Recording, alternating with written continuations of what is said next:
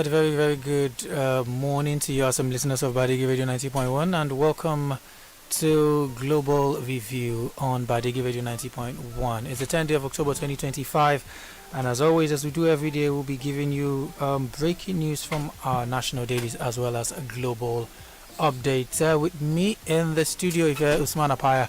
Very good morning to you, sir. Good morning, beautiful listeners. Thank you for always staying right here with us on Badeggi Radio. Yes. Thank you very, very much. And seated next to him is Gimba. Good morning to you, sir. Good morning, Leo. Good morning, listener. Welcome to the program. And good morning, Mr. Apaya. Yes, Oba. Yesterday you are missing action. Yes, I was at the event to, to bring news for the station. That's very good. That's one of those things we do. Yes. Thank you very much, gentlemen, for joining me today on the Global Review. Okay, we're starting up today with the Daily Trust newspaper for Friday, 10th of October 2025. And this first headline from the Daily Trust says NGF, UNDP partner on subnational investment financing reforms.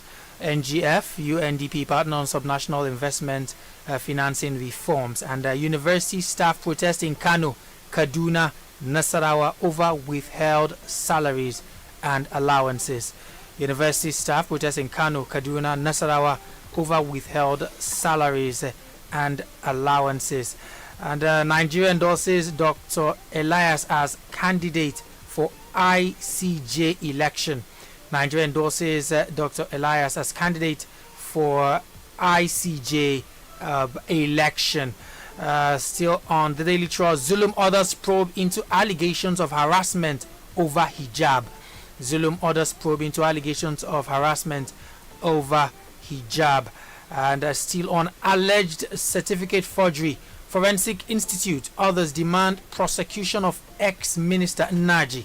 Alleged certificate forgery, Forensic Institute and others demand prosecution of ex-minister Naji. That's still on from the Daily Trust newspaper. The DSS frees 7 Hajj pilgrims cleared of terrorism allegations. DSS frees 7 Hajj pilgrims cleared of terrorism allegations. And NLC, Industrial Court Presidents, others advocate enhanced labor justice. NLC, Industrial Court Presidents, others advocate enhanced labor justice. Tinubu approves national honors for 959 Nigerians. Tinubu approves honors for 959 Nigerians. I think that's a very interesting story. Yes. Very, very interesting story. There's, I think there is a presidential pardon that was being granted also, yes, to some of, some Nigerians, including Albert Macaulay, yes, Giavata, Farouk Lawan. You remember Farouk Lawan, former member of House of Representatives from Kano, Toronto. Yes. No. I think his own case is, I think.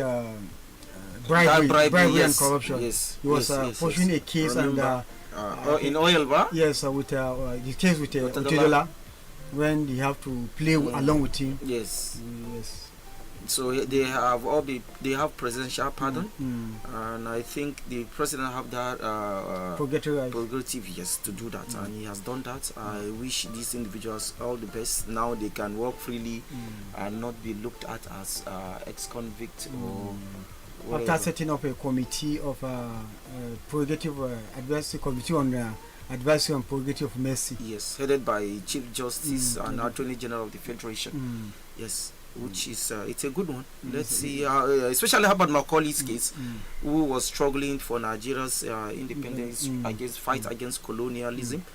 Any individual that fought for the independence of Nigeria, and in that process he was somehow persecuted or prosecuted or anyhow.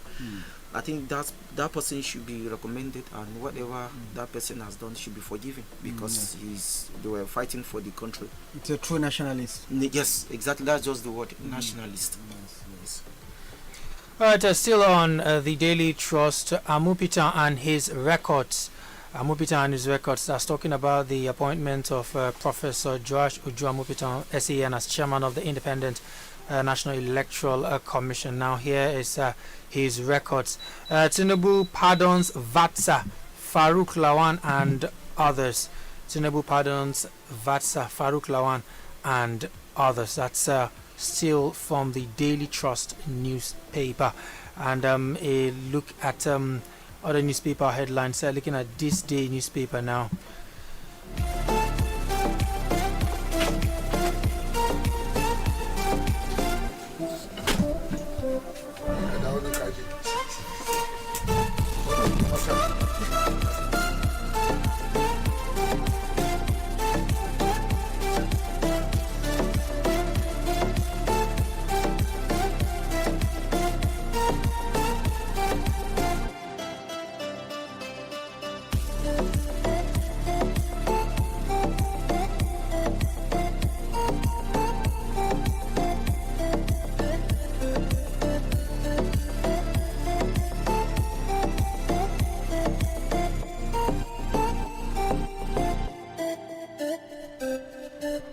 Good morning, listeners.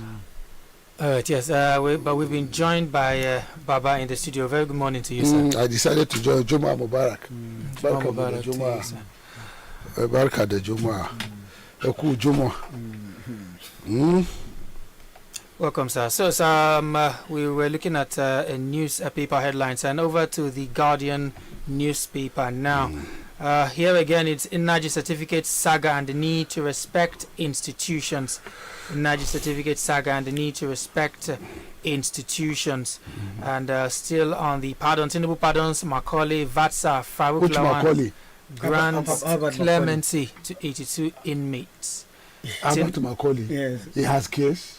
So that the case he had with colonial masters. And are you pardon him now? 1913. 1930, somebody was posthumous. But at least Baba, our government will have something to do. Excuse me. Excuse me.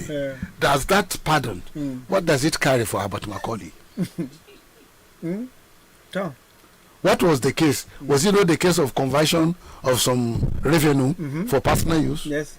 Was it Albert Macaulay only that have that case? So, Okay. Was Ojikalu pardoned? no. Answer me now. Ojikalu, no. But you know he went to prison Yes. and he was released on technicalities. But is it pardon? Since they have No, Yes. I'm not a lawyer. he was not released. He was actually being released on technical ground. But is he pardoned? It means he doesn't have case. Since he's being released, it means he's been discharged and acquitted. Oga. When you are discharged and acquitted, you don't need any pardon. Oga Apaya. Yes, sir. Oga Apaya. Oh, yes, sir. Oga Apaya. Yes, sir. Okay. Compare that of surveyor Albert Macaulay with that of Ojikalu. You know, Albert Macaulay was a surveyor. Yes, Do you know that? of course. Yes, Google the Albert Macaulay case okay. that they have now pardoning him after 112 years. I tell you, the sentence your case is 1913. 1930 years. Before even Was he sentenced? a year before Was he even sentenced to application. jail? Was he sentenced to jail? So, Find out more. you know, well, sometimes you look at some of the busybody things they do, because there are so many other pressing national issues that you look at. You understand? You know, look at if you look at the list Of that Farouk Lawal is interesting. yes. Is he coming back So, to participate in politics? Baba, you know, Or is it? you know, he has a voice. So now, because of the pardon, will he jump to say Tinubu, Tinubu, Tinubu, Tinubu, Tinubu? Baba, it's a give and take now. Tinubu. It's a give and Nobody take. can tell now if he's But coming back come, to politics. are you not here yesterday? We are complaining of the road that was in a very bad condition. Why are you not here? If he does that road to us, is it no modern concept of pardoning somebody? That is the busybody. Now I'm and telling you. again, you say you pardon Vata. Now, have you come to accept the fact that Vata was not murdered, as it's been alleged? by Babangida? Because Duncan Bali was saying at a time that it's not conclusive. And at that time I gave him a reply that he must be suffering from dementia or aftermath of consumptions of psychotropic material. Can you remember? That was 22 years ago when I answered Duncan Bali, 2003.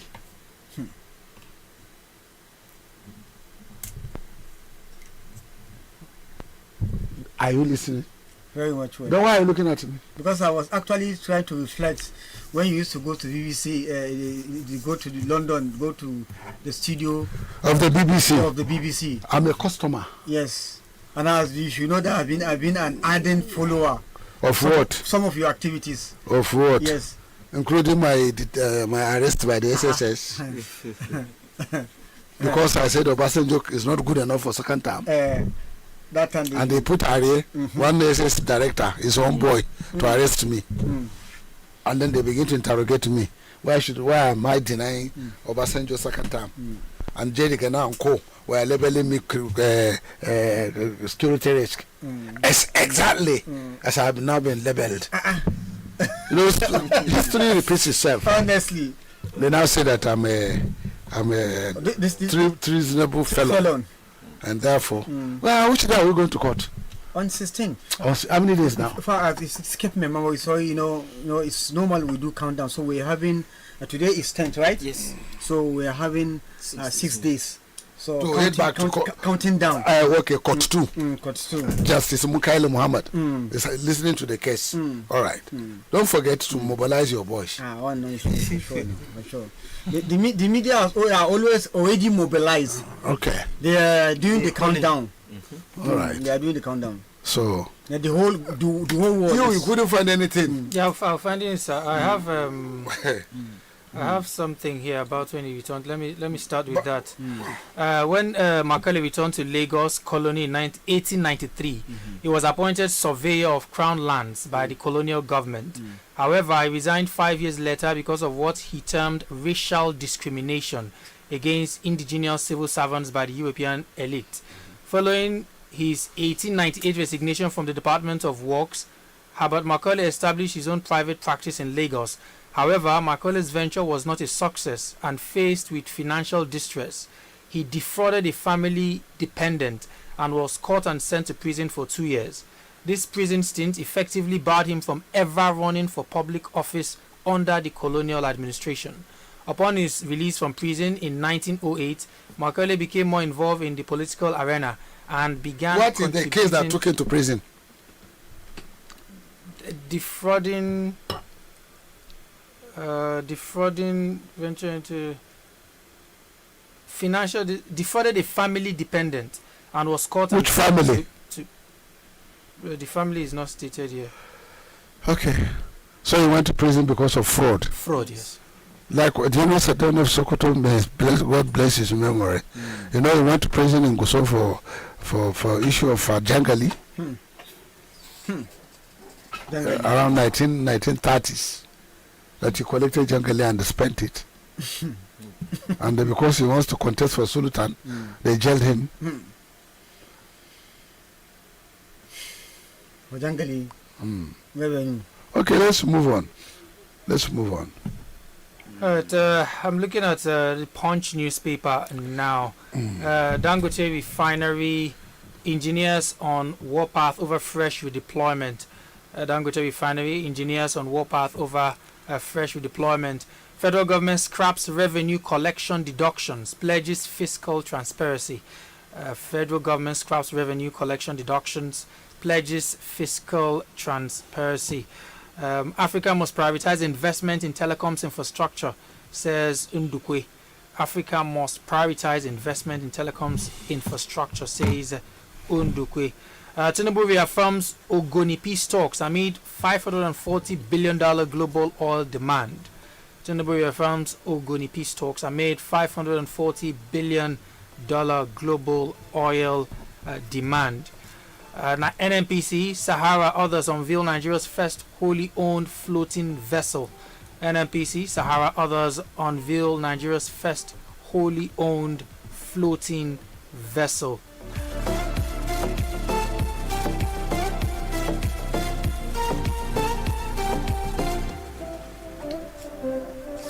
Sorry, I think for the benefit of record, I have one very short one here. Yes, such a record said in 1916, Herbert Macaulay was arrested and imprisoned by the colonial government for sedition because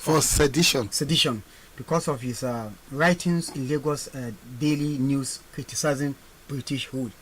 Yeah. Yes, and he said he had earlier been arrested in 1913. He was also been jailed for misappropriation of funds while acting as an administrator of an estate, though many historians argue that this was politically motivated.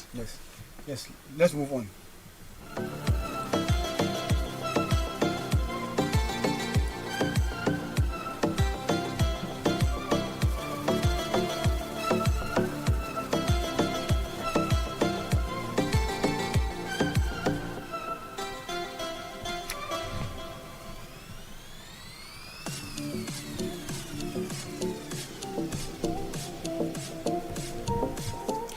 All right, and I'm looking at the Vanguard newspaper dated Friday, 10th of October 2025, and the first headline here says Odinkalu tasks Nigerians to abandon colonial legacies.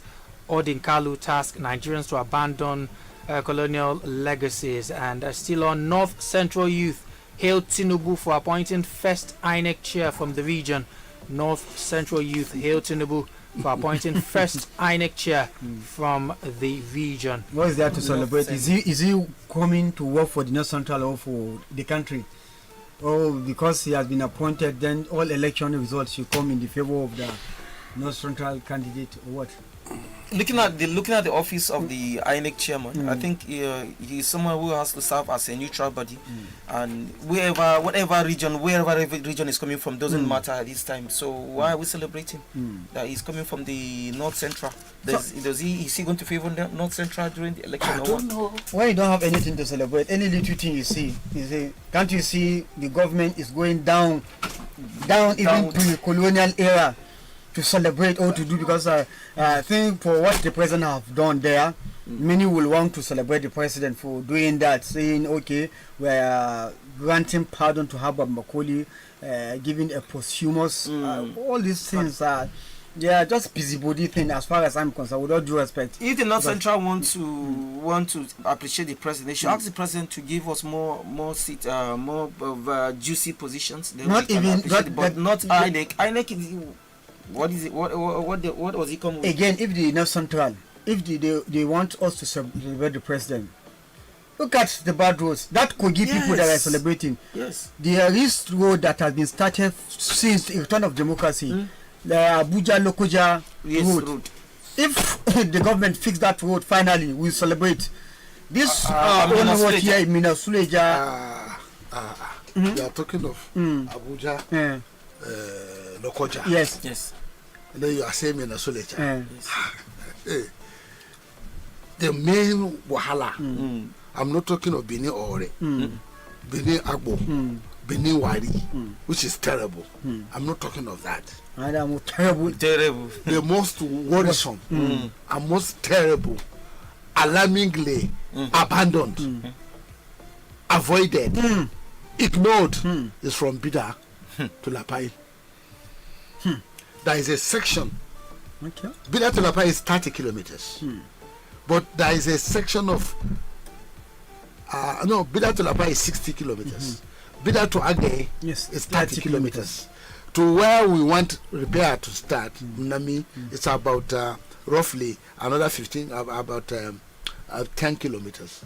So what we are looking for is a 40 kilometer emergency repair. Now, from Agde to Badeggi to Bida, it takes you a week. It's increasing. I know what the public are saying is that since His Excellency, the former governor, is an adopted son of Mr. President, Dr. Professor Ahmed Bola Tinubu, let the son, Excellency, Governor Farmer, go to his father to plead on the behalf of Zone A from the zonal arrangement that gave him advantage of being a governor. Let him look back to the constituency that produced him due to this arrangement of power sharing, karba. That without that karba, he couldn't have even contested, notwithstanding the fact that he represents House of Reps in Zone B. But the tribal inclination of karba they gave him an advantage. So tribe, religion, and geography is now determining who becomes what, which in democracy is not a big deal. Well, democracy is actually a game of numbers. In a developed democracy, you can't be saying which way did you come from. Mrs. Clinton, yes, from southern America, southern part of the United States, contested for Senate of New York, and from the Senate, a New Yorker, she became a vice presidential candidate, and then from there she was not vice president. She was given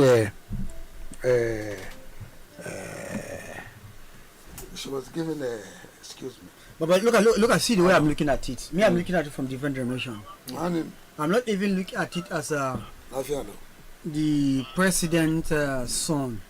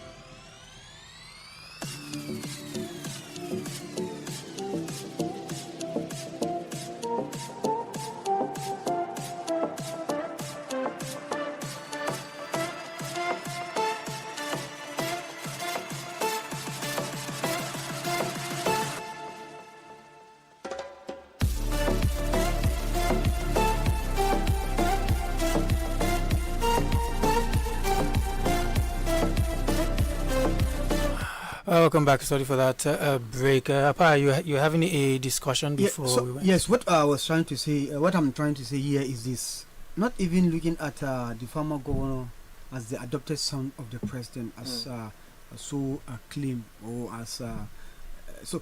The thing is this: we've seen it during administration of former President Muhammadu Buhari, and even administration of Goodluck Jonathan and other government that preceded.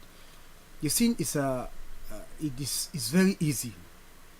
You adopt or you take care of some federal roads that is of very much importance to you, after which the federal government will come and reimburse you. Yeah, it's up. I think this is what even the former governor is in the township roads in Mina. The Boso roads from Paiko to Bekwekele, that road, it's a federal government route. It's a trunk A route, but state government is fixing the route. Beautiful. After which they will come and assess the job, then reimburse the state government. So looking at the nature of that route, that Lambata to Bida, the economic importance attached to that road, not only to Niger State, the entire country, because it's a linking road between north and the south. Because from there you bus to Mokwa, yes, and then to southwest. Then southwest. So I think it's important that the government can, take it as an emergency thing, redirect your attention to that place. The portion that is causing all this a standstill, not even hold up, is not more than 30 kilometers. But if you go there, you pity any inhabitant that is flying through that road. So I think government can, have an emergency attention on that road, fix it. Then you call the minister of whether they will reimburse you. Yes, they do that. They do that. I knew this will happen on that road because in the previous administration, when heavy duty trucks were not allowed to pass through Mina from Bida to Kateri, they redirected. When they redirected to that particular road, I knew that road would suffer. I knew it was good. The little one they have, they were going to be damaged. and then gradually it was completely damaged. And then we had previous government talking to federal government, okay, come to aid of this particular road, come to the aid. And then immediately we had an emergency. They started bringing machines, machinery, and the rest there. And I knew that whatever was going to happen there was going to be on the surface. I knew it was not going to last. It was just an emergency, and it was just done to save the face of the state government at that time, and also the federal government, because of the too much complaint. And now look at it. How many years now? The road has completely gone. It's completely gone. Before, it used to be 3 days if you're applying that road before you get out of that death trap. Then we started having trucks falling down, fuel tankers falling down, people scooping fuel from the ground, and then boom, fire. So now we are not experiencing that, because right now, before you even move a kilometer, it takes you days. It takes you days. So now that road, except the federal government comes in, it's very heavy it's going to be very heavy for the state government, because right now the state government already has too many irons in the inside the fire.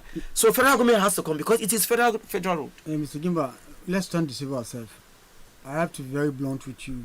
From the way I'm looking at things, I doubt if the federal government will have time for that road now. So I think what the former governor wanted to do, definitely before he take over the job, he just have to go and seek the consent. Normally there's an agreement. Yes, Now so I remember when Umar said, if you want to take over federal government route and you want reimbursement, you have my WhatsApp. Just do it through the WhatsApp. Let's skip all these procedures. So, since he's a professional, he's a professor in road construction, like he has told Hussein Rufai in Arise. So I think he should apply his professorial prewis in that job, in that road.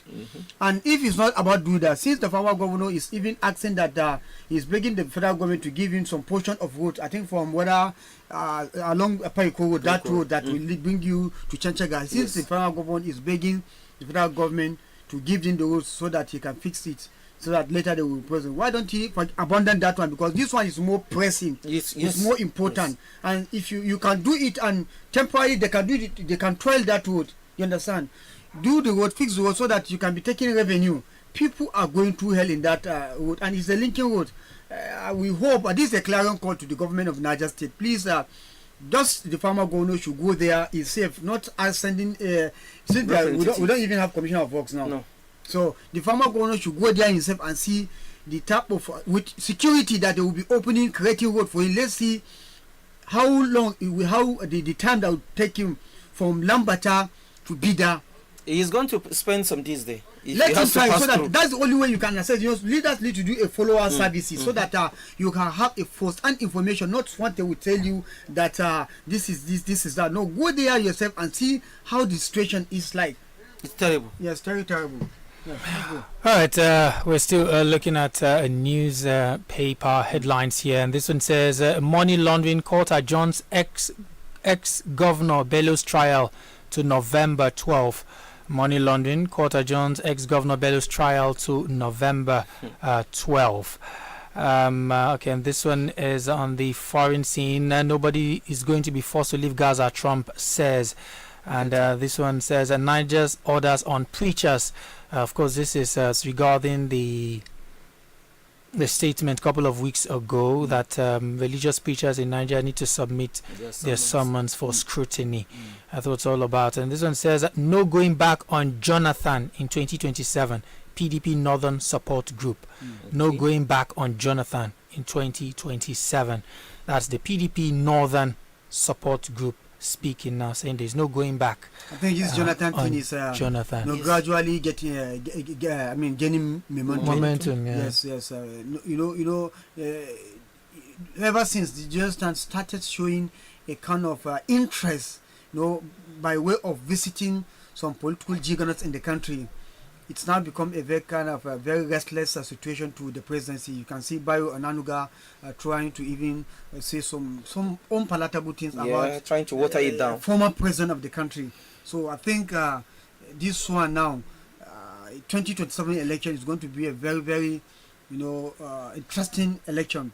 because of the personalities that are going to likely going to, because Atiku is there on the other side. Yes. And if government Jonathan eventually offer himself for the contest, the southern vote is going to suffer it's going to give Tinubu a very, very serious headache, because definitely you can't rule it. The vote in the south is going to be divided. So whosoever have edge in the north is not going to be a decider. That is as usual. As usual. Yes. But the decider that the north want to be this one now is going to be the greater one that you used to have before. High number. Because completely the vote of the south is going to be divided. Take it or leave it. Then the north now, whosoever the north anointed becomes the president, unless of course there is any magic somebody want to do. But not will definitely going to be a decider in 2027 election. And that's why they have to be very, very careful. The North have to be very, very, very careful in the decision they're going to make, because you see, if you make a decision in voting a person into power, you wouldn't have opportunity to do it again or to do otherwise until after 4 years. 4 years. So you know what you are going through now. Nobody will tell you. Everybody knows the situation of the country today, and you know the type of leadership you want in this country today. If you are happy with this leadership, fine. If you are not happy, opportunity is there. We are not inciting anybody, but it is a glaring thing that is happening in the country. Yes. It's not incitement. It's just a natural process in democracy. This is how it's done. You elect someone today, and it's not doing properly. You can't remove him because the process is very tedious. So what do? You wait for another 4 years. When it's done 4 years, there's another time again to either to bring him back or to send him packing. So I think when I started reading online about Jonathan's coming, I thought it was a joke. But gradually now it's becoming more and more glaring that Jonathan is coming. Might be coming back. Yeah, I can say he's coming, because right now we have big political wigs who are coming out to stand for Jonathan. And Jonathan himself has not come out to say, no, I'm not coming out. So you should see that. Let's keep our fingers crossed.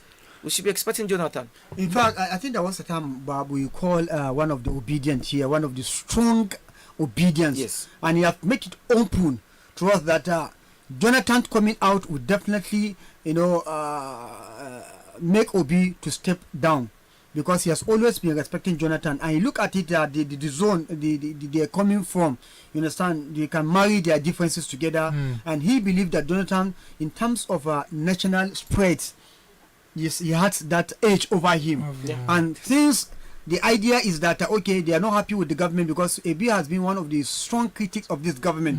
He's not happy with the policy and program of the government, and they are clamoring for change. And what he has been saying, what he wants is not for himself but for the country. And he sees Jonathan having age, experience-wise, and what have you. So if Jonathan is coming now, it's going to be a very, very in fact, Jonathan will turn around the political table in the country.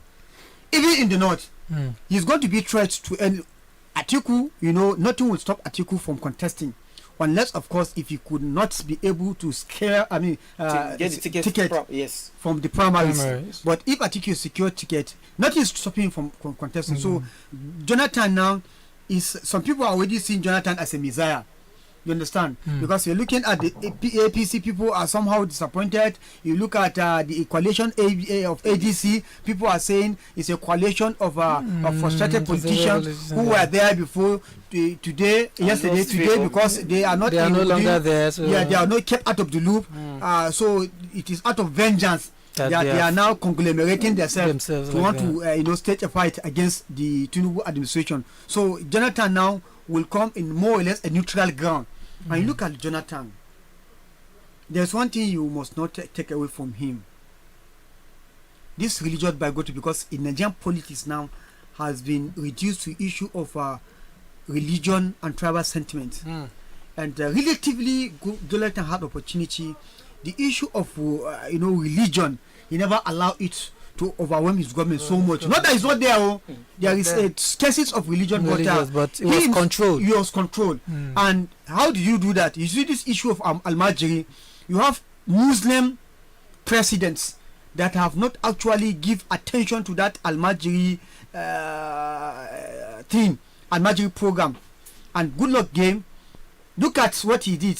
You have another president, a Muslim, who succeeded him, and look what happened to the program. So I think, and that Al-Majiri program is one of those issues that we have in this country, because many are saying that these people don't have a clear future, and they are more or less a kind of instrument for terrorism in the country. Absolutely. Because they don't have future. So and look at how Goodluck wanted to address the issue of insecurity by bringing a very beautiful program which was being violated. So those ones could count when it comes for him to come for election. So I'm looking at but why Jonathan, Mr. Gimba? Why Jonathan? You know, is it a situation of, in the land of the blind, the one-eyed man is the king? Is okay, like oh, but let me just manage this one? Or is it why Jonathan? Why is it looking like it's just him? You know, you ask anyone, not forget about the headlines. Even if you go outside, you ask them and say, who do you think? Hey, Jonathan. So why? At some point, he wasn't the best. Yes, at some point it was. So why is he now looking like he's the best? Every leader in this country had their issues, but if you look at Jonathan, look at the economy at that time, look at the fuel. Especially, I think Jonathan, one of the advantages Jonathan has is the partial removal of fuel subsidy. And when he did that, ordinary man on the street felt it. Yes. Felt the subsidy removal, in the sense that the money that was accrued out of the subsidy removal were used for ordinary man on the street. Go to the general hospital today, you will see their locker, you see Shopee on it. Go to you see their mattresses, their beds. Absolutely. Go to some primary school, you will see Shopee on the chairs in these primary schools. You see some buses also to ease transportation movement. You see Shopee on them. Go to South. I don't know, I've not seen it here in the north, but go to South. You see road construction sponsored by Shopee. You see, so when he removed partially subsidy, we felt it. And we also have youths also who were being paid monthly stipend, 10,000 naira, 15,000 naira every month. Some of them were asked to just clear the drainage for a month, and you get 15,000 naira continuously. Understand? So now then we now have somebody who comes and removed subsidy totally, total removal. It's not even a partial. It's total. So which means you should be seeing a lot of money, and then we are not seeing it. Then he said he's giving state governors the money. Even at that time, Jonathan was giving state governors money, and he had other social investment programs that were easing the suffering of the people as a result of removal of fuel subsidy. Now, Tinubu, total. You're now giving governors money, and governors are now doing whatever they like with the money, forgetting the people. What I expect Tinubu should do is, out of this subsidy money, bring social investment program. What social investment program have we seen from this government? Look at the Empower. Empower, since the coming of this government, nobody has received a penny. This is more than 2 years now. Empower, and it's part of the social investment program to help teachers, part-time teachers. Nothing has happened. During Jonathan, we had other programs, and then Buhari came. He also had some form of social investment program. Farmers had their own, youth had their own, businesses and others. But right now, we have not seen it. But the economy is high. The dollar is high. But if you look at it, in Jonathan's time, all this, look at the price of prices. Yes, absolutely. It's obvious to see. But don't you think someone somewhere would say all of this were the late Umar Musa Yar'Adua's structure or plan? He just carried out whatever it is. He was able to maintain it and brought his own to do. He maintained Yar'Adua's plan, and then he built his own again. Continue with Jonathan's plan, Yar'Adua's plan. This is how leadership is built. Continuity. Let me. He didn't have the time to really give us another. Okay. The beauty of government is its continuity. If there is a continuity in government, that government is very beautiful. Yes. You said Yar'Adua. That tells you we're not campaigning for Jonathan. We're just bringing, even though that's not the angle I want to take the issue of why Jonathan. Okay. But let me just give an addendum before I now get to the area I want to go. Now, let me add some of those things they do. You see this extension of General Hospital. Yes. It was built by Shopee. Shopee money. Now, and Governor of Niger State, Dr. Maaz Babangida, will then appear on the national tele to tell the world that they forced the removal of subsidy, and this is how they're going to channel the money. At least relatively, Nigerians have seen. Except if your governor did not, bring the money or utilize the money judiciously. But relatively, we have to give it to Dr. Maaz Babangida. Then the money was relatively utilized, because still to today, those people he took. Some of them have got permanent appointment today, so the government has continued. Jonathan continue with some of the policy of Erdogan, even though he abandoned some certain things that hurt the North. The issue of Barrow Port and the likes are some of those things North will never forget about Jonathan. But that's by the way. That social investment program, when Buhari came on board, it was the record, the statistic, in the sun gathered by Jonathan administration was what Buhari continued to use. And you have that social investment program, the N-Power, the N-Agro, the N-whatever, they put their money. Very beautiful program. This government came in and they promised they are going to continue with Buhari. We don't know what happened to Minister of Humanitarian and Poverty Alleviation after that case with the minister. The budget that is supposed to go to that ministry, we don't know where is the budget. That's by the way. Now, why Jonathan? To me, this is politics. This is democracy. The game is a contestable game. It is whosoever had interest that will feel himself for the contest. Buhari's administration have signed no too young to rule bill.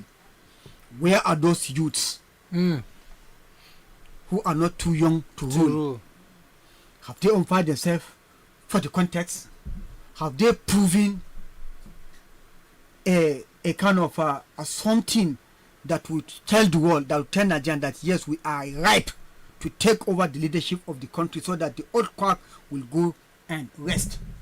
The youth have not actually, without due respect, that is one factor. Two, the system does not permit any other person who is coming, who is very bright, have the pedigree to take the country to promised land. If you don't have the resources, politics today in Nigeria is seriously monetized, that you must have your war chest before you can contest. Even ordinary councillor today.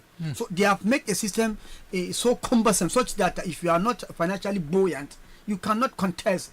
And again, even if you are able to gather resources little and get out people of like minds that will take you to promised land, the same masses who are suffering today will be the one to be, throwing jabs at you.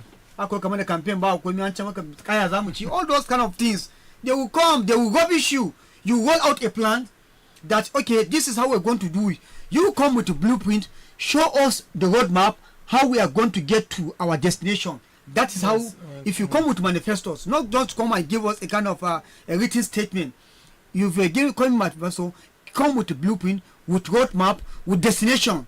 Okay, we are going to take this place from here to this place, and this is how we're going to do it. It requires this, it requires that, and we're going to appoint this, I'm going to appoint that. We are going to gather resources from this, from that. That is the roadmap.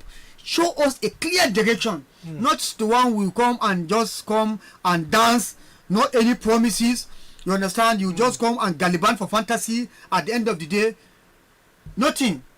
Najatu have said, then when they are doing campaign, she said she is backing out of the APC presidential campaign because the president have not convinced her beyond reasonable doubt what program he has for the North.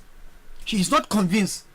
And then people are throwing, they were throwing jab at her. And today, the president is not having any this thing because he actually not make any serious promises. So that's just the thing. Mr. Gimba, you said you made mention of social interventions. What about the cash transfer? Yes, that was proposed. Isn't that's a social intervention? Not proposed. The reality. It was there. Where is the reality? No, for which government? This I have. Okay, let me read now from the Punch. Yeah, we heard about them, but where is it? Who has received it? 36% of households have received so far. Let me give a breakdown of what they have here.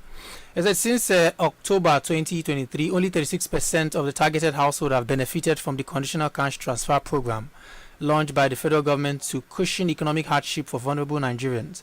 According to the latest media report by PwC, most of the beneficiaries have received the cash transfer once since 2023. PwC's report indicated that official figures show that while 5.6 million households benefited at least one transfer, 2.4 million received second, and fewer than 1.3 million progressed to a third payment after a biometric verification, raising questions about the pace and reach of the initiative. So basically, what are we saying here? Where is it? Do you know anyone who has received it? Have you seen anyone? I have not seen anyone who has received it. Yes. When Buhari administration say they want to do trader money, yes, farmer money, homegrown feeding, yes, Empower and the rest. These are programs that have empirical evidence. We saw it was everywhere. If you like, have people on ground across all the 36 states go to primary schools every morning, see if you not see feeding program. The program is all depend on the coordinators and the states. Yes. How best you are able to monitor it will determine how best the program is in your own locality. But we see it.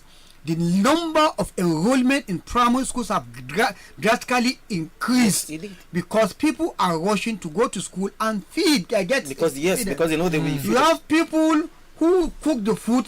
They too are feeding their family and they are getting some being paid. They're being paid. So the level of poverty at that time is being reduced. That is one. Two, you can go to the market where people are receiving money. For sometimes the vice president, who is the chairman of the economic team, on his own, he used to go to places to symbolically oversee the cash transfer. He came to me now. He came to the central market. So these are empirical evidence that you can give, but this one they will tell you on paper. Is it not here? Yeah. They will tell you that Nigeria look at economic statistics and the rest. Look at the speech numbers by the president. Look at what he said.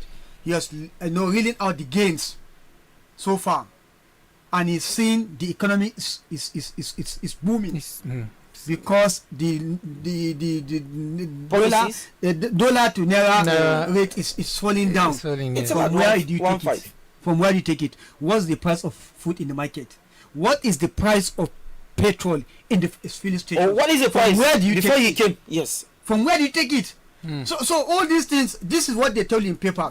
Okay, is it not surprise to you that the Nigerian government leave the shore of the country, went to London to go and present their scorecard, the economic harbor? That's why don't you do it in Nigeria so that people will tell you, okay, as you are really need out, okay, leave that podium, let's go to nearby market. Those things we are saying, let's see if it will translate to reality. Take 1 million naira. You who is speaking, take 1 million naira, go to market. I'm not saying 100,000, 1 million naira. Enter, go and do chepane. Go and buy ingredients other food stuff with 1 million naira, then come out and tell us the economic gains. So these are empirical evidence that we Nigerians must see. I have not seen. It's not because I personally haven't. I have not seen any other person close to me who apply that have gotten that thing. And trader money own, it's not like that.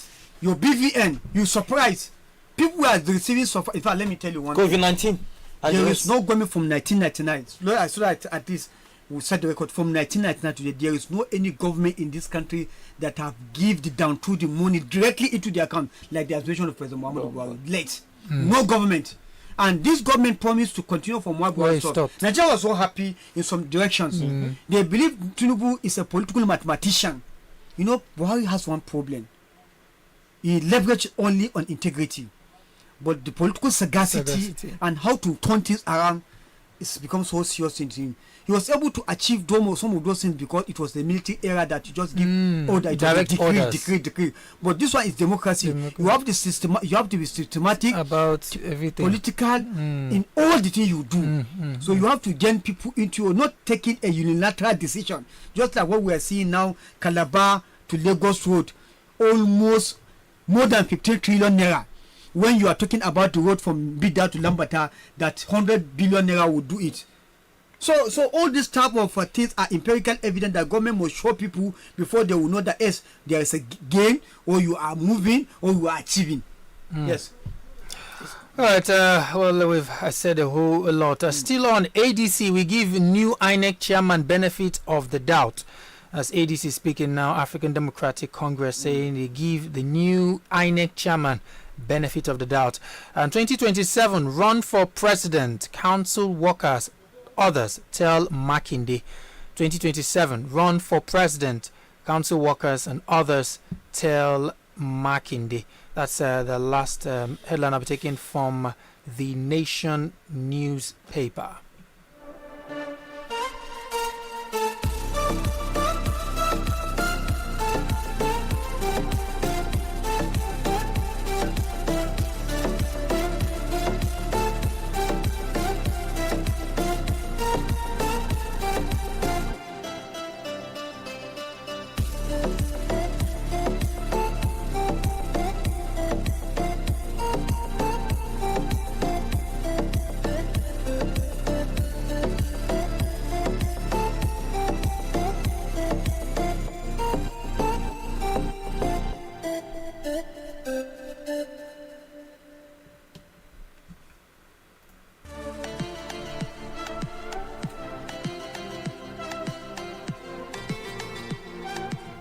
The issue of the new INEC chairman, ADC said they will give him benefit of the doubt.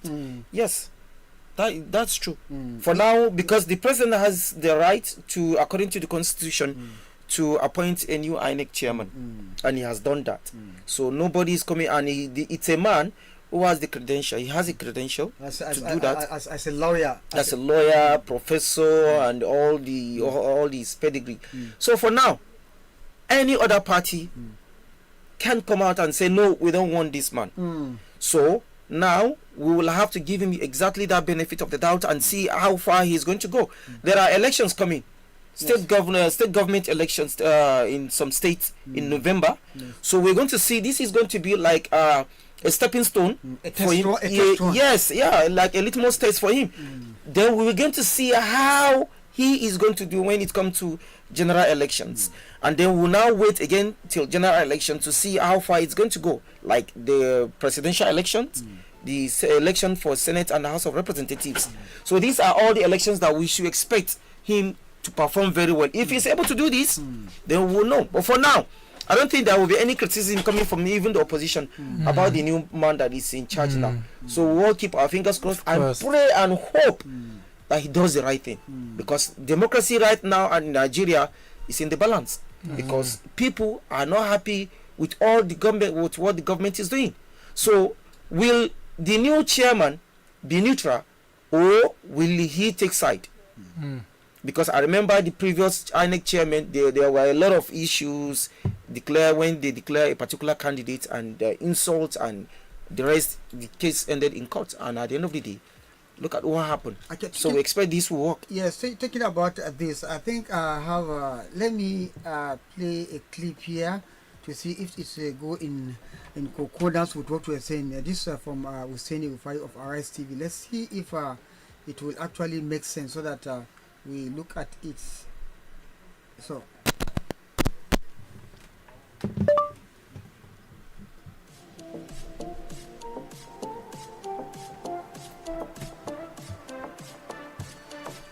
And it will be the one to bring in who will be. Guys, leave everything where they do. Listen. I think any election that the president will participate in, and it will be the one to bring in who will be the INEC chair, I think is a sham election. It's just like a football club. I support Chelsea Football Club.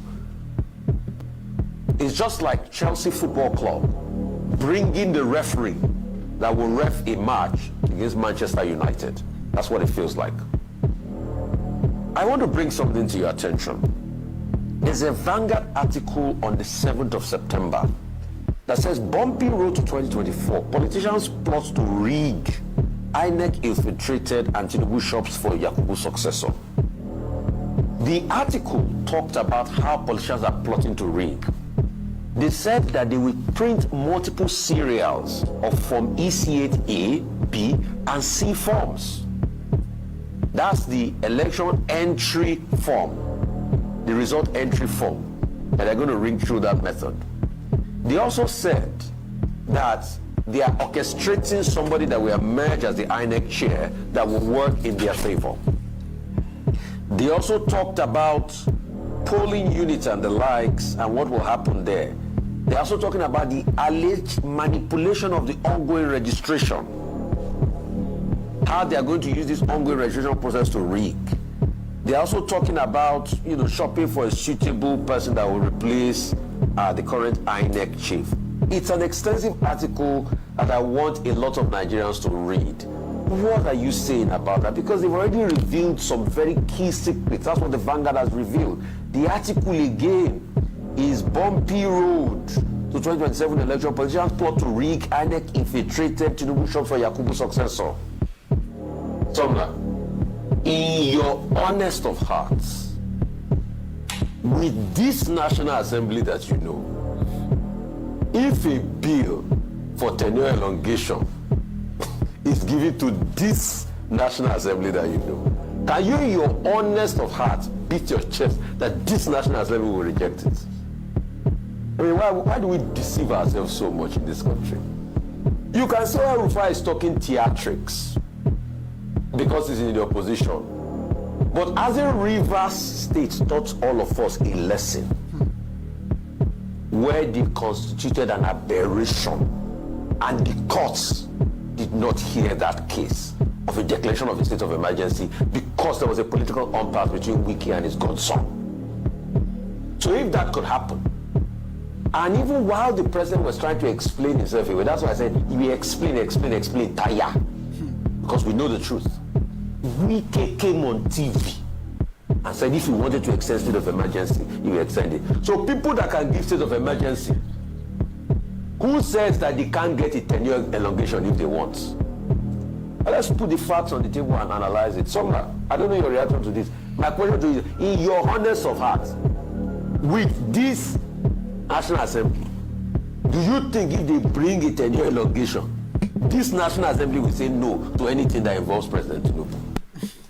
Yes, you see, the issue of INEC, yes, people will be, skeptical about the INEC chairman being neutral. Yes, I am skeptical, but the Constitution has given the president the right to do that. So what we should be clamoring for right now is constitutional amendment that takes that power from the president in terms of appointing an umpire.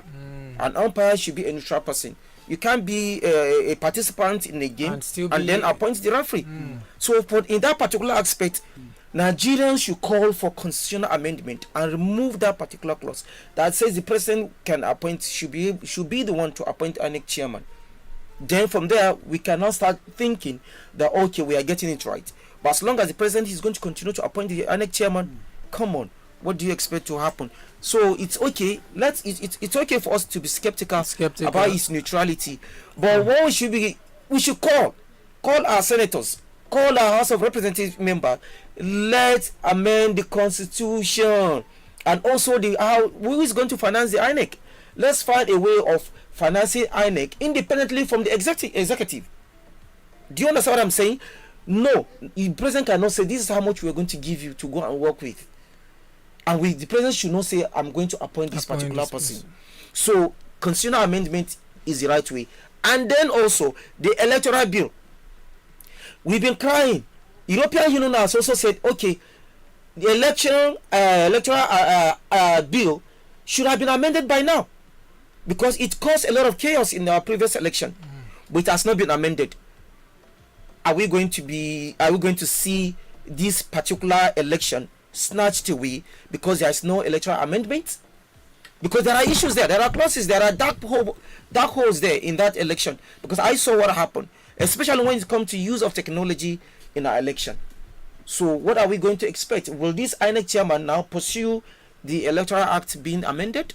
Okay, we'll see. Talking about the president have the power to appoint who becomes the chief electoral empire.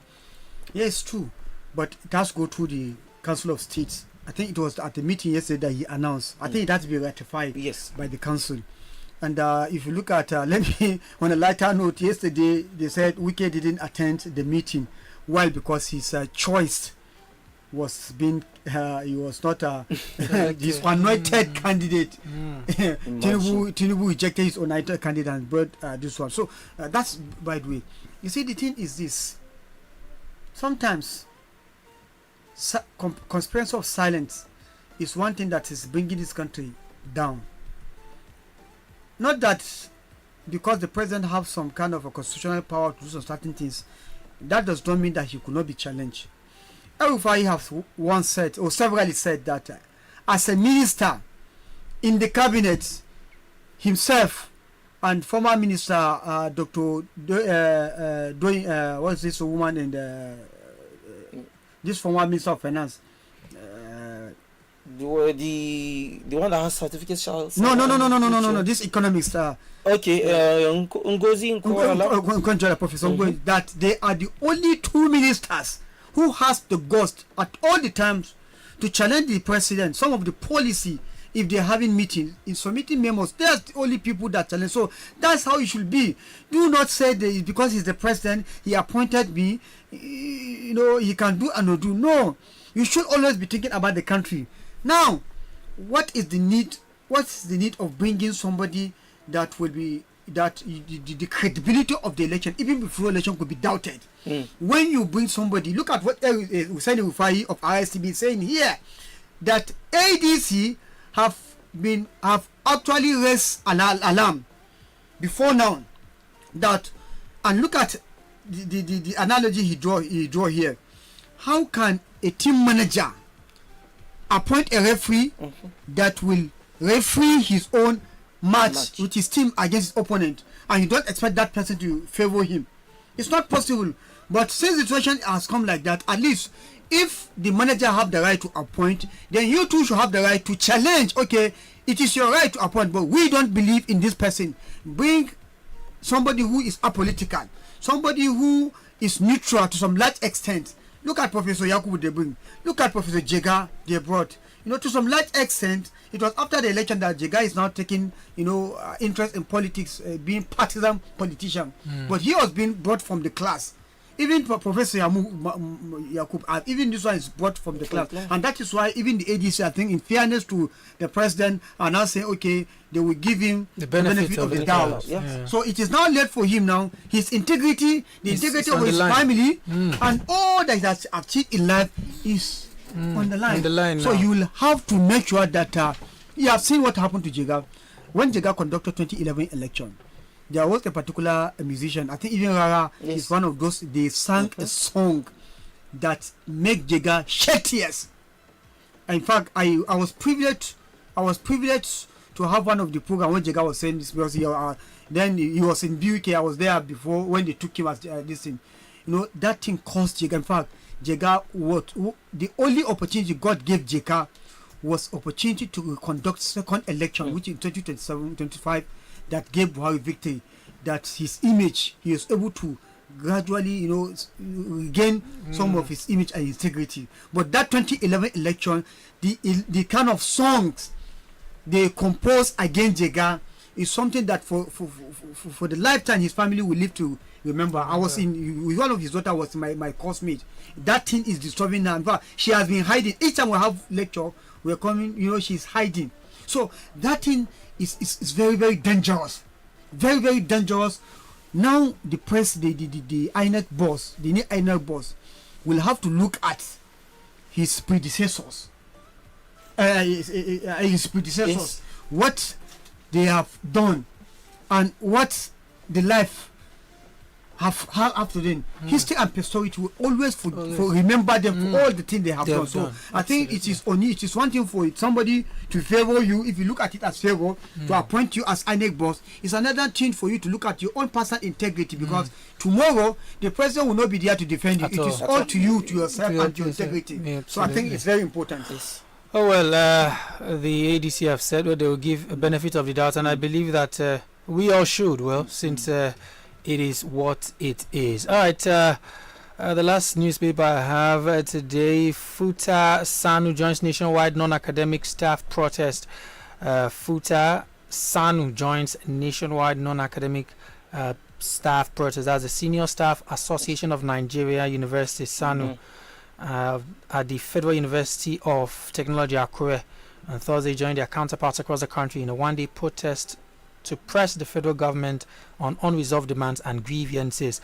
Defections, we are not disturbed. PDP. Defections, we are not disturbed. That's PDP saying they are not disturbed. This one says 1,000 Vivas women get 50,000 naira renewed Hope Initiative grant. 1,000 Vivas women get 50,000 naira renewed Hope Initiative grant. Obasanjo Jonathan Gowon absent as Tinubu chairs Council of State meeting. Obasanjo Jonathan Gowon absent as Tinubu chairs Council of State meeting. Sorry. That's state of that's council, that meeting. Okay, Council of State meeting. In the recent history, Yeah. as time to be quoted, I think it's one of the most boringest state council Meetings. I don't think there is any former head of state who have attended that in meeting. attendance. No any former heads. In fact, some of the governors didn't. They are alive. They didn't attend. So I think there is. I Okay, think, let me take more on Yes, that so we yes. can have clearer picture of the meeting and how it went. This is coming from a New Telegraph. President Bola Tinubu on Thursday chaired a meeting of the Council of State at the Presidential Villa Abuja with some notable absentees, including former heads of state General Yakubu Gowon, retired. For General Yakubu Gowon, retired, former President Olusegun Obasanjo and former President Goodluck Jonathan. The meeting held at the council chambers of the State House had in attendance former military President General Ibrahim Badamasi Babangida, retired, and General Abdulsalami Abubakar, retired, both of whom joined virtually. That means they online. Governor Charles Soludo of Anambra State also participated online. All living former president, former heads of state, vice president, serving and retired, and former chief justice of Nigeria were invited to the meeting. This is the second Council of State meeting convened by President Tinubu since he assumed office, the first having been held in August 2024. Among those physically present at the meeting were the Secretary to the Government of the Federation, George Akume, the Attorney General of the Federation, Minister of Justice, Lateef Fagbemi-San, serving governors, and the Chief of Staff of the President, Femi Gbajabiamila. Also in attendance were former Chief Justice of Nigeria, including Justice Tanko Muhammad, Justice Mohammed Balgore, and Justice Walter Onogen. Governors present at the meeting include those of Kwara, Rivers, Enugu, Kano, Kebbi, Kogi, Borno, Ogun, Sokoto, Edo, Kaduna, and Abia states, amongst others. The council is expected to deliberate on pressing national issues, including the prevailing security challenges across the country and preparations ahead of the 2027 general elections. one of the idea of that council of state is that these are illustrious sons of the country who have actually served meritoriously. Somebody who has served the country as a president, he have given all his best. Now, probably he might have dropped some legacies, which he has bequeathed some legacy which he will want his successors to carry on. So, and if they appear in that meeting and they see something wrong that is detrimental to the peace and progress of the country, they should have the heart to tell you, yes, this is, we have been there before, and this is how it is. So we should be able to tell you that what is supposed to do. So when people are giving less attention to it, it means something is wrong. There's a problem somewhere. So that is the idea of that Council of State meeting. Yes. All right, the last headline here from the Telegraph says ADC to Tinubu, stop peddling deceptive statistics. ADC to Tinubu, stop peddling deceptive statistics. I think Apaya just talked about the statistics now. He was While I talking talk about statistics, look at statistics on there is ground. this caption from Arise News. Look at it. The means so that you get balanced. Okay. Yes. Senate Finance Ministry aligned to curb budget overruns and deepen fiscal discipline. Finance Minister Wale Edun says Nigeria's economy is stabilizing with 4.23% growth as reforms target improved budget performance. Don't go further. Don't go further. This is what we are talking about. Yes. Okay.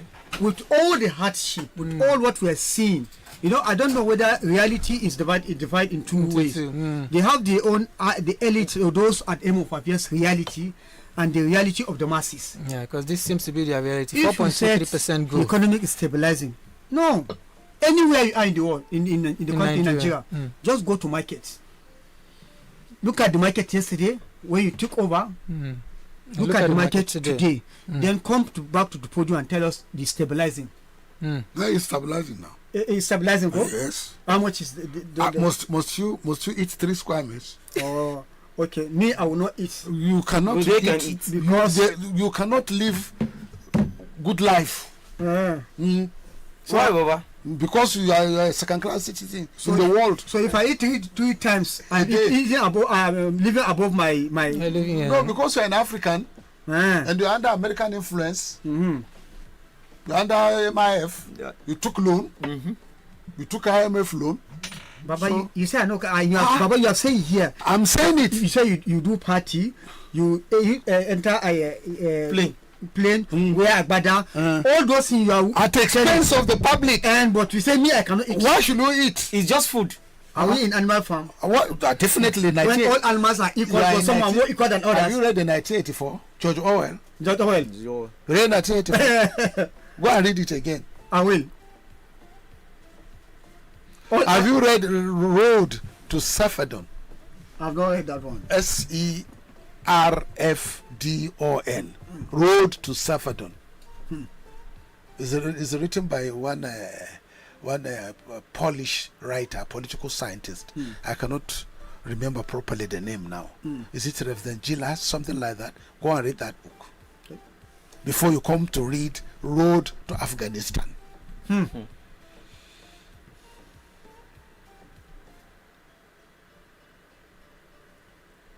I don't know why you are worrying yourself. I'm worrying myself. When somebody give you fake statistics, You say you can't be stabilizing. it's a common issue now. 4.1. That's huge. They have been saying it 4.23%. because you cannot have that growth when your dollar naira ratio is too wide. I don't know. When the growth is the real growth, then they will start selling the dollar at a rate of about 700 to 800 naira. But I think when they say Because when you have a stabilizing, growth, that means you are exporting. The balance of payment is okay. But I think when they say growth, I don't know what you mean by your growth. I think they mean what I think they mean by growth. Because probably, are you talking of agricultural growth? No, sir. I think they mean Economic based on how GDP? it was. You know, at a When time, Buhari the dollar left, was what was the GDP? What was the dollar rate? when Buhari left. No, they are not talking of when Buhari left. When they came. When they came, it's Buhari left now. Yes, sir. You know, When they took over, when they took what over- is the exchange rate? when they took over, What is the exchange rate? it moved to per dollar became 1,000 each. No, before why does it move? He said, I withdraw subsidy. So yes, sir. That was yes. That subsidy withdrawal is devaluation. It's devaluation. You devalued naira. When Jonathan left, when Buhari came and added the fuel price, it's naira devaluation. You devalue the naira, and automatically it affects all other aspects of life. Absolutely. The moment you devalue the naira, the moment you remove the so-called subsidy, which Subsidy. does not actually exist, why are you still borrowing? You borrowed almost 96 trillion in 2 years. What did you do with the money? And that's why we are looking at the coastal road, notwithstanding the environmental impact, notwithstanding what you are experiencing now in Lekki Peninsula. That coastal road, Atlantic Ocean will eventually take it over. Because of global warming. As global warming takes place, the rainfall quantity and the direction of the wind and the other atmospheric condition changes. And therefore, what physical construction or any physical aspect of the ecology, the physical aspect of ecology will change, and as a result of that change, it will affect the earth core. So impact of the environment, impact of the global warming, impact of the change in the global atmospheric condition will affect your roads. And then the sea level will rise. And consequently, the road will be swallowed by the sea. As Lekki has been inundated by excess water that cannot be channeled out. And then what is the cost benefit factor of that road where you are putting almost 14 to 16 trillion naira, which is about 14 to 15 billion dollars. Without open tender. That $1 billion, that you can build about 3 or 4 nuclear power plant with it. That will give you up to 20,000 megawatts. 10,000 megawatts by each nuclear power plant. Instead of that road, finish the railways. Instead of that road, repair the internal road that have been destroyed in both south and north central.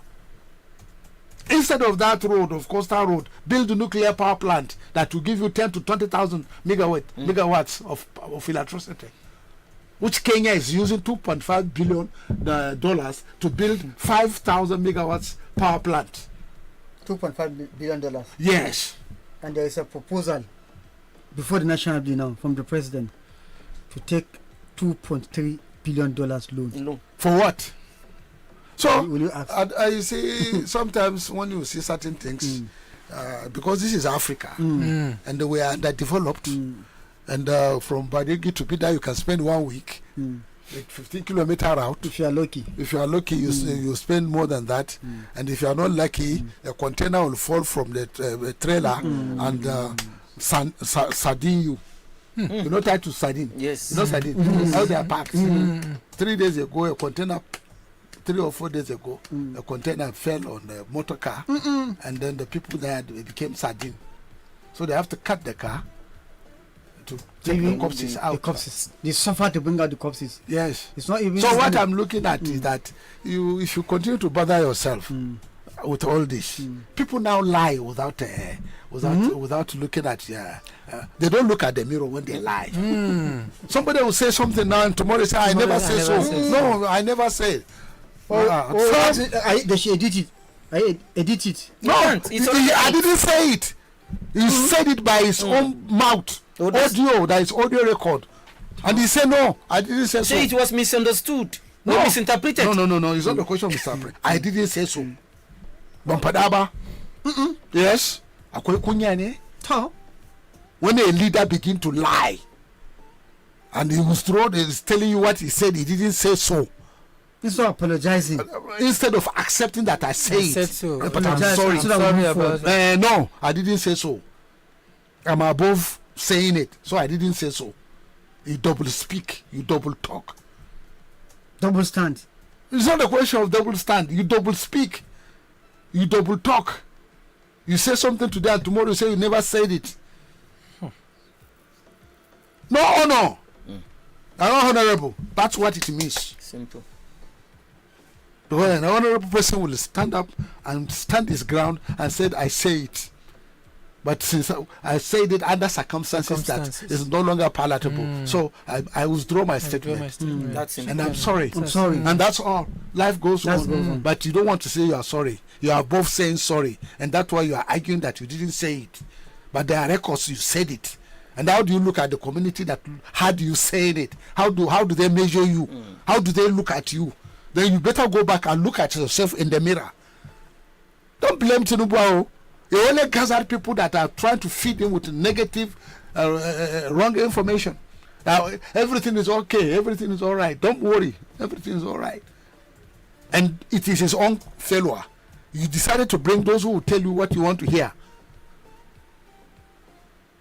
If you have an open-ended diversity, like the way IBB did is a military rule, you bring the best brain, bring the capable people. The Okonjo-Iweala was brought in by Obasanjo, not because she's Igbo, but because she knows the job. Yes. And then the retiring the Director General of the African Development Bank. Yes. Additional. If Mr. Tinubu president decided to rejig his cabinet, he could have made additional the Minister of Finance. And then find another competent hand that can manage central bank. And tell Cardoso to go and rest instead of telling lies. But Baba, this thing you talk about leaders saying lie and come and say. And that's why Sadona Samodi Bello said, I will not run. Simple. And that's why Jesus Christ said, who will cast the first stone? And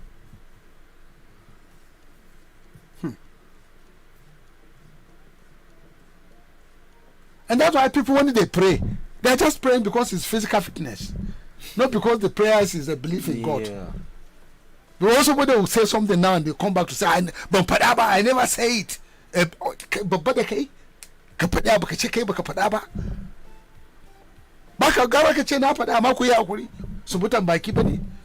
apologize. And that's all. But today they will tell you something and they don't make. That's why Zambako Asipiti Kariane in Asipitum. Zambuko Hanya Kariane in Hanya. Babu. Zangina Muku 10-story building Kariane in a 10-story building. Babu. Zamuku underground Kariane. Question kafa in AK. Babu. Zan sai muku shinkafa rabin farashi ƙarya ce ina yake babu.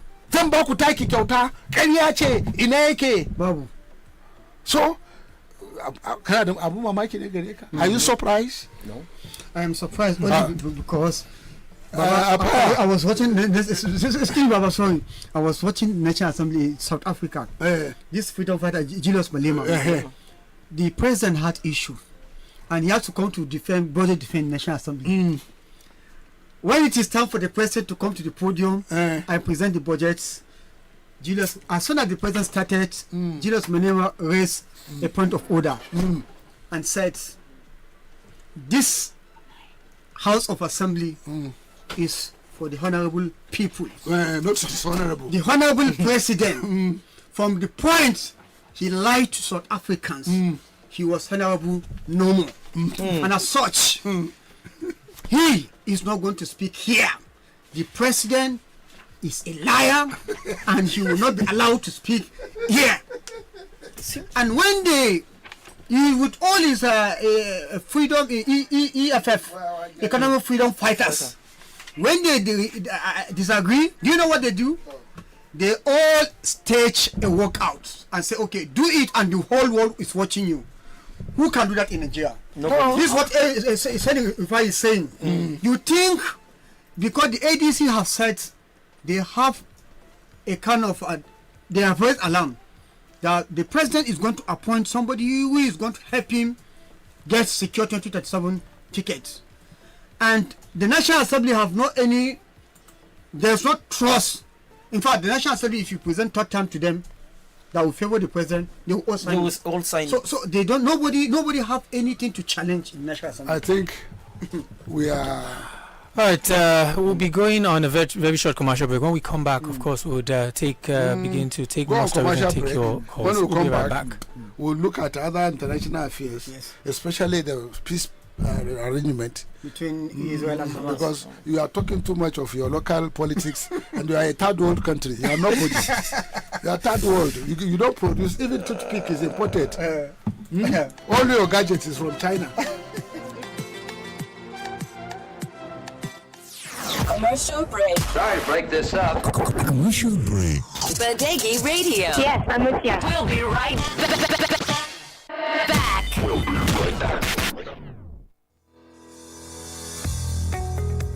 Good news, Niger State. With full regulatory approval, the Niger Electricity Distribution Limited (NEDC), a subco of AEDC, is now fully authorized to supply and distribute electricity across Niger State. This means quicker response, improved service, and a stronger local presence, while your existing accounts and payments remain unchanged. What's new in NEDC is a deeper commitment in delivering safer, smarter, and more reliable power for your homes, businesses, and future. Remember to pay your bills on time, protect electricity installations, and report vandalism.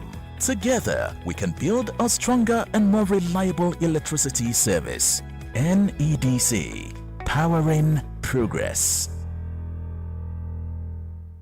Commercial is over. Did you hear what I said? Crude but correct. Badeggi Radio, FM 90.1.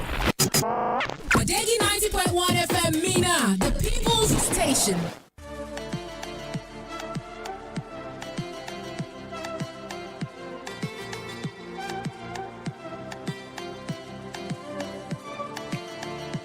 When somebody lie to himself, let him lie to himself now. Made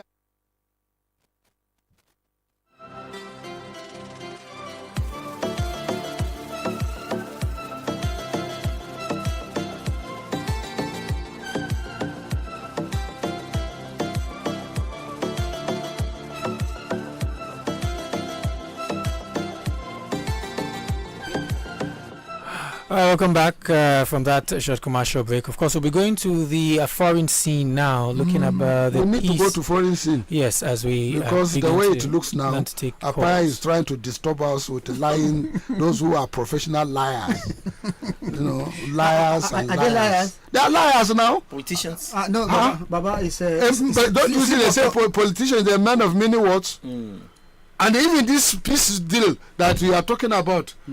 Do you think Hamas will surrender all its weapons? They will not. They will not. Eh? They will not. Do you think Hamas will surrender all its weapons? No, they will not. They will not. So we go back to a serious matter that the current issue of peace deal.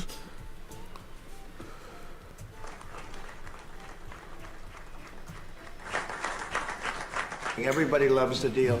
So it's a great honor to have been working on it, and as you know, it's all finalized and done.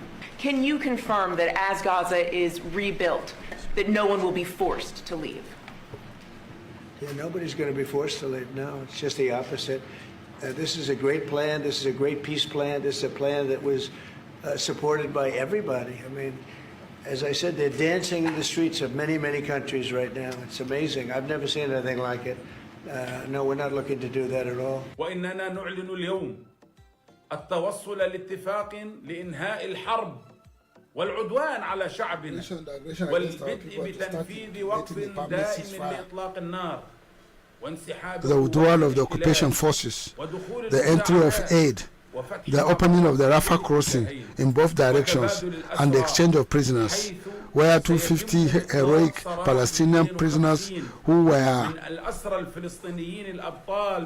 sentenced to life imprisonment will be released, in addition to 1,700 prisoners from the Gaza Strip who were arrested after October 7, in addition to the release of all children and the women in Israeli detention centers.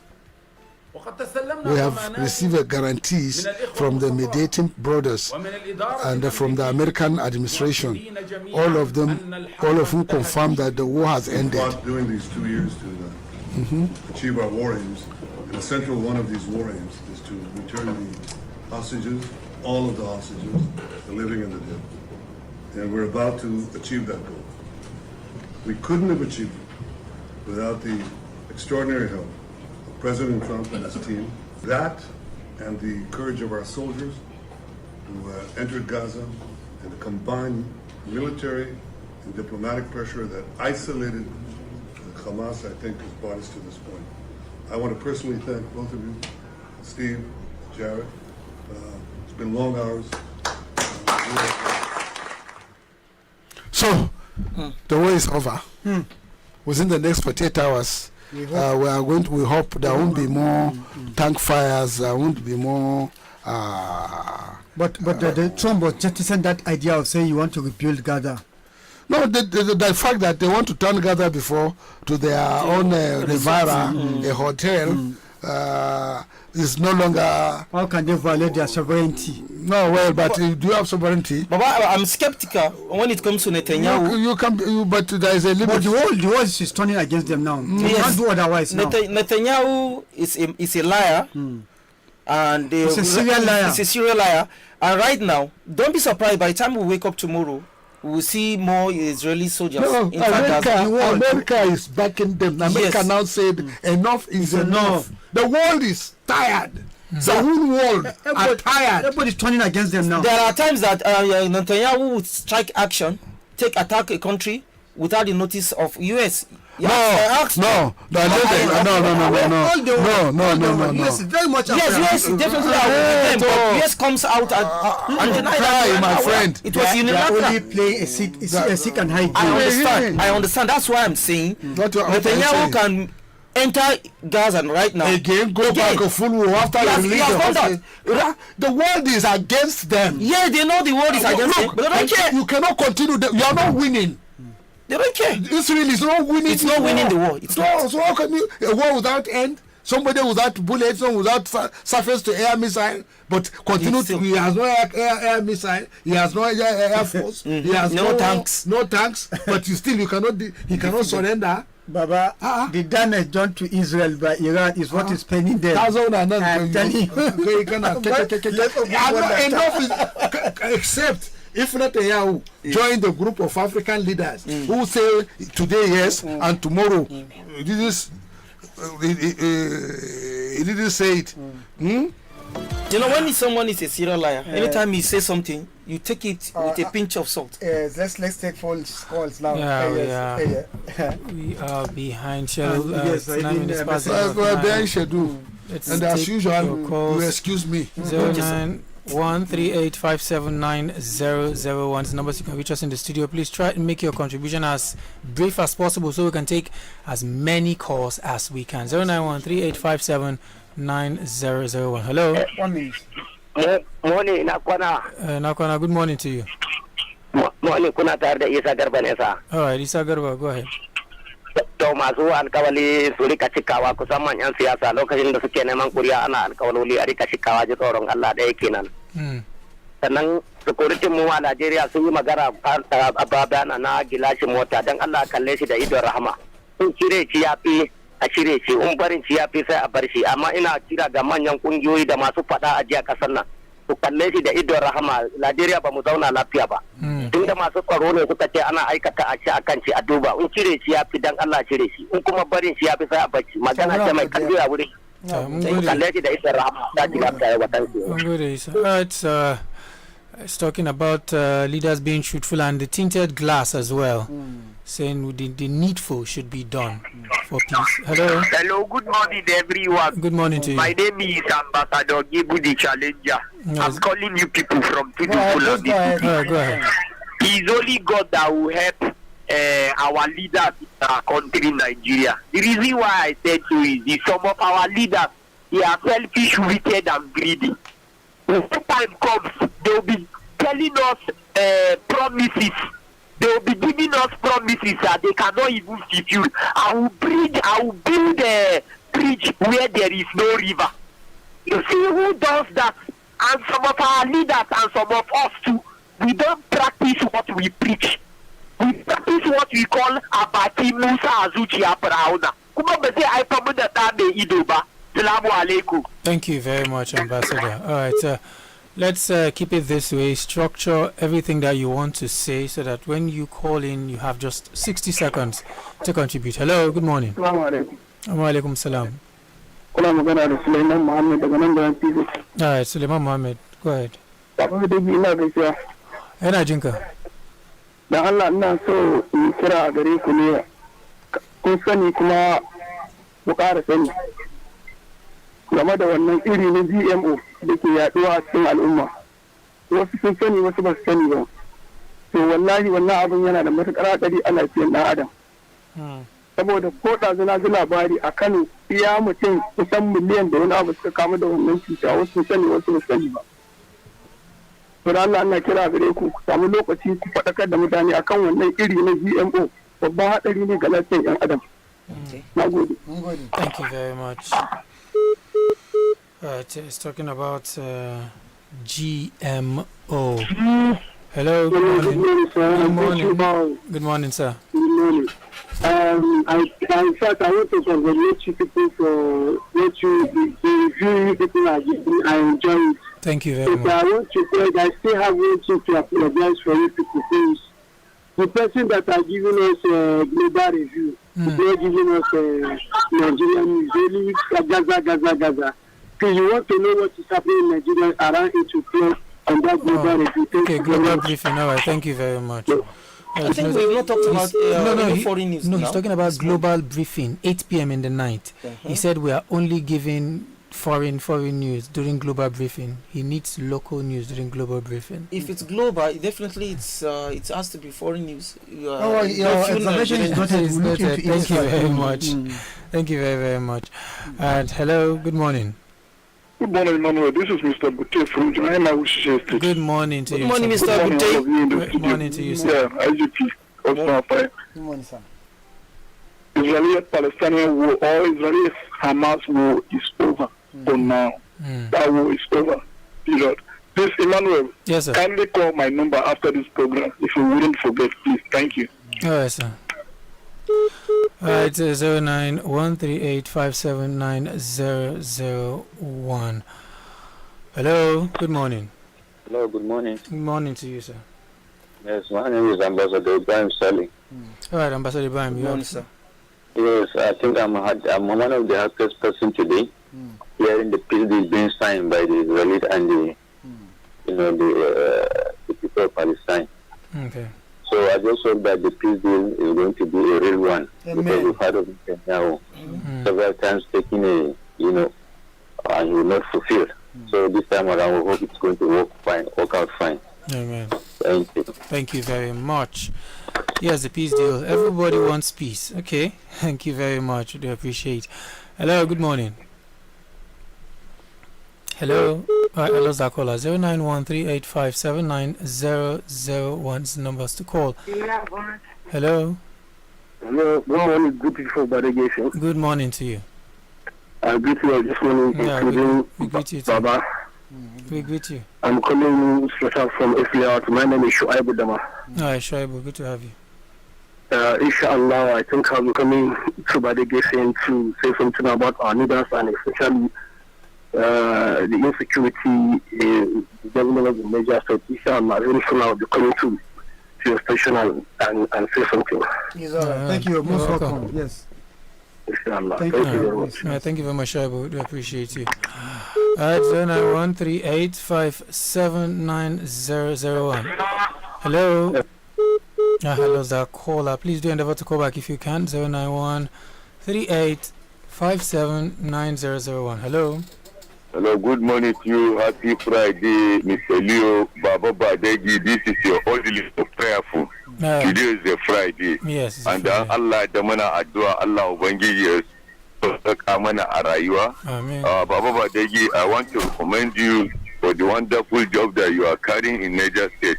We don't have anything to say except prayerful. But thank you very much for giving me this opportunity. Thank you. Thank you very much for calling in. We do appreciate you. Shabdaba, please text your number to this line. Just write your name and text, please. Hello. Good morning. Good morning to you. Yeah, duk wani leader bai da kunya za ka ga zai yi rawa a cikin jama'a ya yi tsalle ya sa kaya dinga tsalle to wannan zai yi kariya kuma bai shi kunya ba. That is why you see all over daga kan can south hannun north duk wani shugaba da ga ya fito da tsalle na rawa ka ku kujera da shi kuma da Allah ne dole. Thank you very much. Mun gode mu ma da kiranka. 09138579001. Hello. Good morning, John Sule. Good morning, Usman Apaya Baba in the house. I remember Mr. Amos calling from Kuka, TGIF. TGIF, Mr. Amos from Kuka. I greet everybody and I greet you for the wonderful work that you've been doing to us. My mistake this morning is when one of the headlines that some of the past presidents who refused to honor the state or the council meeting in the Act of July. I think maybe they should have their reason and the reason why they were not participated. So if there is any reason, I think it's high time for our Nigerian union to find out why they are all not there. Because their presence in that meeting is very, very important to win Nigeria. They are our past leader, and we cannot forget about them. Thank you very much, Armen Mr. Amos, for Kulka. Nice, good to have you. I think they didn't refuse, they were just not there. So nobody knows the reason yet. Only and 3 of them didn't. IBB and Absalam joined virtually. Hello, good morning. Hello.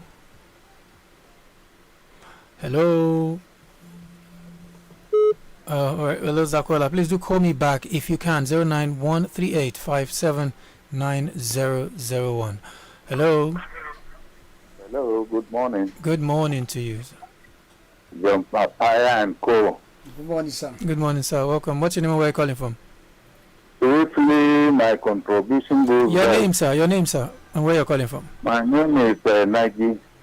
All right, sir. Yes. My 60-second contribution goes thus. We appreciate pardoning the notable Nigerians, both past and living. But what goes beyond that? That's my question. That goes, if this kind of thing is being done to the late and, past and living, they need to expatiate more, like water now. There's been pardon. What goes beyond that pardoning? You mean in terms of benefit, right? He contributed to the nation building by participating in the Nigerian Civil War. He was a career soldier, right from the days up to his death. Is he entitled to pensions, gratuities, and other benefits that follow the career? Somebody who contributed to the nation building, who served in the civil or I don't know. Yes. What happens to his that's what I want to get clear. Yeah, I think the government will be in the best position to answer. I think it's a very good question. Yes, It's a good question. Since he has been pardoned, then there's other benefits. Before you be pardoned, it means you must have committed an offense. And after committing that offense, what did the Lord say? did the Lord say you will get your benefit after you have been fired from your work? So now that you have been pardoned, before you be pardoned, it means you have been convicted. I think that thing generally it sounds so ambiguous. It's vague. I think the government will explain more. Yes. Thank you very much. Hello. Hello. Good morning. Good morning to you. This is Israel from Mina. Israel from Mina. All right, it's good to have you. Israel.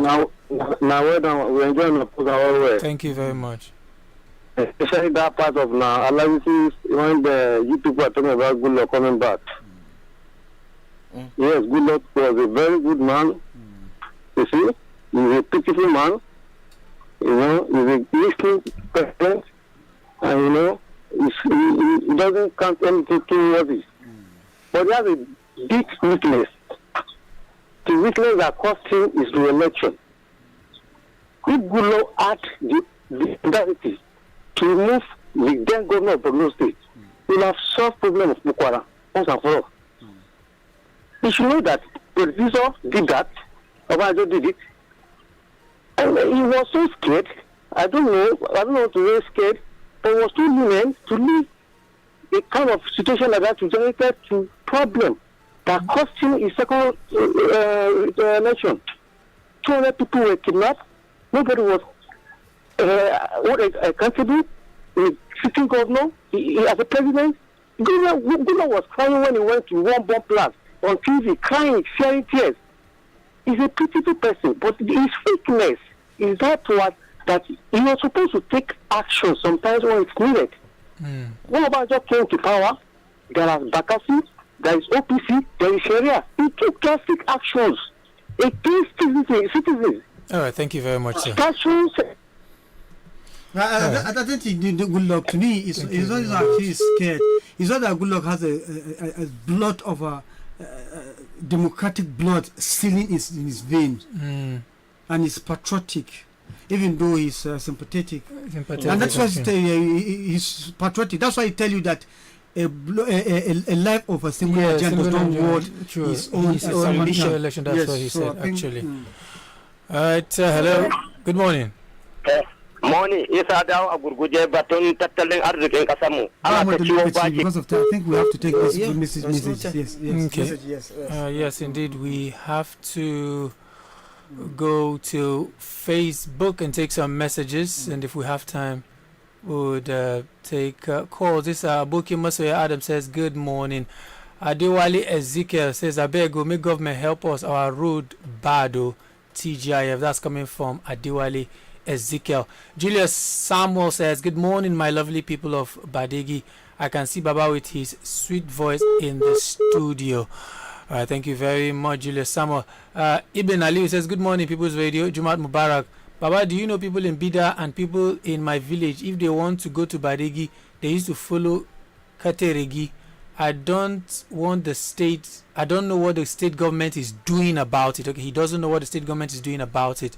They follow Kateregi if they are going to Badeggi. Shaib Tango says, good morning, People's Radio. We have not been reaching you via Radio Garden. All right. We would definitely work on that. Shaib Tango, thank you very much for that update. You should download the app. No, he said he has not been reaching them. He's not been reaching through us. The Radio Garden. No, you should download the app. And if you go to Play Store, I think there is an advancement. It's updated. You can you see the Badeggi Radio link app directly. You download it. Just download it. Yes, that's all.